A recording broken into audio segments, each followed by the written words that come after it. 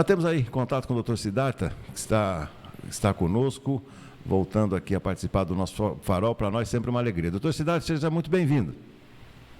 Bom dia, Beto. Bom dia a todos. Desculpe aí pela ausência, né? Eu passei por uma cirurgia recentemente. Mas hoje eu gostaria de falar do estupro de vulnerável. Antes, porém, gostaria de fazer algumas considerações, porque até 2009, somente a mulher podia ser vítima de estupro, e era necessário que houvesse a conjunção carnal. Bem, isso não significa que a violência sexual contra o homem ou os demais atos libidinosos, né, distintos da conjunção carnal, não fossem punidos. Eles eram punidos com o mesmo rigor, porém o crime tinha outro nome, que era o atentado violento ao pudor. Mas isso depois de 2009, foi modificado. Então, tudo ficou como estupro. Tanto a violência contra o homem, como o ato libidinoso diverso da conjunção carnal, ou seja, a conjunção carnal é o ato libidinoso por excelência. Então, qualquer outro tipo de ato libidinoso também é punido no estupro, né, que é o artigo 203. Mas é necessário destacar o seguinte: para que haja o estupro, nos termos da lei, né, no artigo 203 do Código Penal, é preciso que haja violência ou grave ameaça, ou seja, você tem que ir contra a vontade da vítima. Já no estupro de vulnerável, isso não é necessário. Então, se a vítima, se o sujeito passivo aí tiver menos de 14 anos, ou estiver em situação de vulnerabilidade, o crime se caracteriza. Então, em relação à vulnerabilidade, que é alguma enfermidade, ou a pessoa que tem um problema mental, né, uma deficiência mental, ou alguma outra condição, por exemplo, a pessoa anestesiada, como nós vimos, prática por alguns médicos, ou totalmente alcoolizada, ela vai estar em situação de vulnerabilidade. Se essa vulnerabilidade for completa, de modo que a pessoa não possa oferecer resistência, se caracteriza o crime de estupro de vulnerável, ainda que a vítima tenha mais de 14 anos. Porém, no caso da idade, não importa se a vítima consentiu, se ela já teve uma experiência sexual anterior, se mantinha um namoro, isso foi decidido, inclusive, pelo STJ.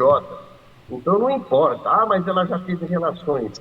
Muitas vezes, mesmo assim, o crime se caracteriza, né? Mas ela consentiu, ela pediu, mesmo assim, ela ou ele, né? Mesmo assim, o crime de estupro de vulnerável fica caracterizado com uma pena pesada, de 8 a 15 anos, mais do que o estupro normal, isso na sua forma mais básica, isso pode chegar até de 12 a 30 anos. Mas hoje, com a internet, com as redes sociais, surgiu uma outra figura, é o estupro de vulnerável virtual. Não existe ainda um tipo penal que especifique o estupro de vulnerável de forma virtual. Porém, hoje ele é aplicado de acordo com o artigo 217A do Código Penal. Acredito que futuramente haja uma nova tipificação. Mas a pessoa está sujeita a isso. Então, muitos pensam que a troca de nudes e coisas desse tipo com uma menor de 14 anos, se houver identificação, né, se conseguir chegar até o autor desse ato, ele vai responder por um crime hediondo. Então, é uma situação que muitos ignoram. Aliás, algumas pessoas até se utilizam da gravidade desse crime para fazer crime de extorsão. Mas isso é um outro caso, aí já entra no crime de extorsão. Mas em relação ao estupro de vulnerável, a pessoa pode praticar sem ter conhecimento, né? Achando que isso aí é uma coisa inofensiva, que está na moda, que todo mundo faz, mas uma troca de nudes, alguma coisa desse tipo, com uma menor de 14 anos, pode sujeitar o autor desse fato a uma pena bastante severa.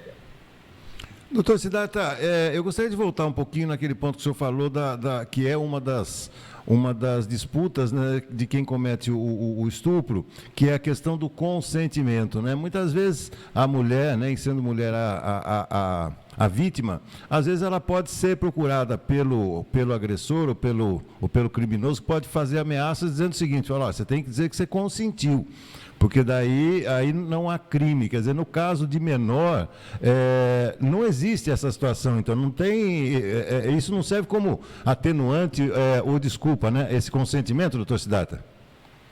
Não existe. Eu já pesquisei muito e vi que 2 promotores, por exemplo, pedir o arquivamento do caso em casos extremos, de casamento, de coisa que tem um filho, que estão morando. Casos extremos, eles contrariam a lei, na verdade, e pedem o arquivamento do feito. Mas são casos, assim, excepcionais. Até porque existe já essa decisão do STJ. Então, isso é muito grave. O STJ deixou muito claro que não importa se a pessoa teve ou não experiência sexual anterior, né? Se ela já teve várias vezes, se ela consentiu, se ela pediu, se ela implorou, não importa, a caracterização do crime estará positivada. E uma outra, tá, perfeito, ficou claro. E uma outra dúvida que eu tenho, doutor, a gente vai vendo que esses casos, infelizmente, se tornam corriqueiros, principalmente em transporte público, né? Essa situação da pessoa se aproveitar, muitas vezes, de uma lotação, encostar na mulher, ou está sentado ao lado de uma mulher, encosta a perna, faz alguma coisa. Que tipo de crime é esse, doutor Siddhartha? É importunação? Exatamente. Esse é um problema que tinha na legislação, porque num caso mais leve, ficava muito pesado, ficava muito desproporcional aplicar o estupro. Então, caía na importunação ofensiva ao pudor, que era uma contravenção penal muito suave. Depois de uns fatos que vieram na mídia, né, a respeito de abusos dentro de coletivos, foi criado um outro tipo penal, que é o 215A, importunação sexual. Ele tem uma pena mais branda, justamente para que não haja uma desproporcionalidade. Então, nós tivemos um caso, por exemplo, que o cidadão, em um determinado local, apalpou os seios da moça, por cima da roupa. E o juiz entendeu que seria muito pesado, muito desproporcional, enquadrar como estupro. E então ele colocou na importunação sexual. Isso foi importante. Tem uma pena também pesada, mas ficou algo mais proporcional, porque ou respondia por uma pena muito pesada, que hoje é crime hediondo, ou praticamente não tinha pena nenhuma, caía numa infração de menor potencial ofensivo sem pena nenhuma. Então foi uma correção recente, relativamente recente, que nós tivemos na lei. Porque de fato o entendimento era esse mesmo. Muitas vezes a mulher ela sofre isso. Agora, só para a gente fechar, a mulher que sofre esse tipo de importunação, o que ela deve fazer? Ela pode fazer isso pelos meios eletrônicos, doutor? Essa denúncia? Não, esse tipo de crime é necessário que haja um exame de corpo de delito e esse tipo de crime precisa realmente ser feito na delegacia. No caso de mulheres, na Delegacia de Defesa da Mulher, e no caso de homens, numa delegacia normal. Então pode ser feito na Delegacia da Mulher. Ela vai lá, presta o seu depoimento e se ela não conhece quem é o sujeito, como é que ela faz? Mesmo assim, ela faz o boletim de ocorrência, porque cabe à Polícia Judiciária o trabalho de investigação. Tá. E essa, em relação a essas ocorrências feitas na delegacia eletrônica, nós até comentamos que com a pandemia abriu-se um leque muito grande. Então, praticamente todos os delitos podem ser feitos pela delegacia eletrônica, somente alguns, né, que é homicídio, não me lembro agora, mas o estupro, né, a extorsão, só casos mais graves que não podem, como o latrocínio, coisa do tipo, que a família não pode fazer. Mas a grande maioria, ela pode ser feita pela internet. Bacana, bacana. Doutor, mais uma vez, prazer em revê-lo aqui no nosso programa. Espero o nosso próximo encontro para lhe apresentar os novos estudos aqui do Farol, que já estão concluídos aí ao longo da semana, tendo um tempinho, a gente conversa mais uma vez. Por hora, muito obrigado, doutor Siddhartha, tenha uma ótima semana. Eu que agradeço igualmente. Obrigado. Muito bem. Doutor Siddhartha Carneiro Leão participando conosco aqui do nosso Farol de Limeira.